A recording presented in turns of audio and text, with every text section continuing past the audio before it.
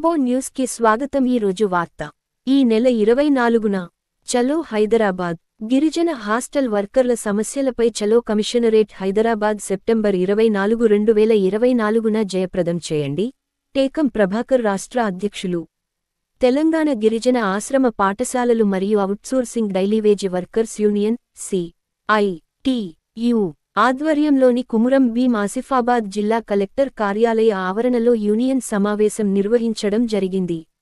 ఈ సందర్భంగా outsourcing డైలీవేజ్ workers union రాష్ట్ర అధ్యక్షులు టేకం ప్రభాకర్ మాట్లాడుతూ గిరిజన హాస్టల్ వర్కర్ల సమస్యలు పరిష్కరించాలని కోరుతూ తెలంగాణ రాష్ట్ర కమిటీ నిర్ణయం తీసుకోవడం జరిగిందని, ఈ మేరకు గిరిజన సంక్షేమ శాఖ కమిషనర్ కార్యాలయం ఎదుట హాస్టల్ వర్కర్ల సమస్యల పరిష్కారం కోరుతూ హైదరాబాద్ నందు సెప్టెంబరు 24 మంగళవారం రోజున జరిగే ధర్నాను జయప్రదం చేయుటకు కుమురం భీం ఆసిఫాబాద్ జిల్లాతో పాటు మిగతా అన్ని జిల్లాలు ధర్నాలో పాల్గొని విజయవంతం చేయాలని పిలుపునిచ్చారు. కుమురం భీం ఆసిఫాబాద్ జిల్లా కేంద్రం నుండి బస్సు జాతను ప్రారంభిస్తామని బస్సు జాత ప్రారంభకులు CITU జిల్లా అధ్యక్ష కార్యదర్శులు రాజేందర్, ముంజం శ్రీనివాస్ లు.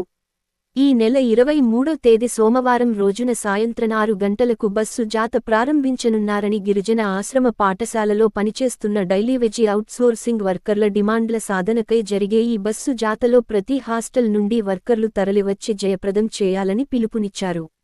ఈ కార్యక్రమంలో యూనియన్ జిల్లా గౌరవ అధ్యక్షులు వెలిశాల కృష్ణమాచారి, ఉపాధ్యక్షులు అరిగేలా కోటయ్య, యూనియన్ జిల్లా నాయకులు పెంద్రం శంకర్, కొట్నాక హంసాబాయి, కర్సెంగ ప్రమీల, సులోచన, బాబురావ్, టేకం ఛాయ, పద్మా అయ్యూబాయి మరియు ఇతరులు పాల్గొన్నారు.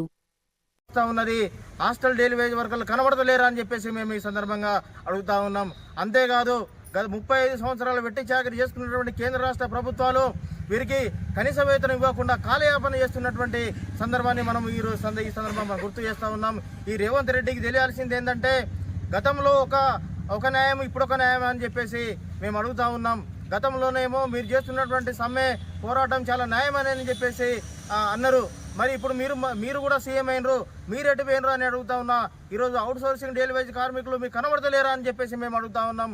మేము మా యొక్క సమస్యలపైన మేము చలో హైదరాబాద్ కమిషనరేట్ వద్ద ధర్నాను జయప్రదం చేయాలి అని చెప్పేసి జిల్లాలోని యావత్తు కార్మికులంతా, అవుట్సోర్సింగ్ డైలీవేజ్ ఇతర కార్మికులంతా కూడా ఈ యొక్క రాష్ట్ర వ్యాప్తంగా చేపడుతున్నటువంటి ఈ బస్సు జాతను జయప్రదం చేయాలని చెప్పేసి, దీనికి రాష్ట్రంలో ఉన్నటువంటి కార్మికులంతా ఏకమయ్యి ఈ యొక్క కేంద్ర రాష్ట్రాల ప్రభుత్వం అంతు తేల్చడానికి ముందు కదలాలని చెప్పేసి ఈ సందర్భంగా నేను తెలియజేస్తా ఉన్నా.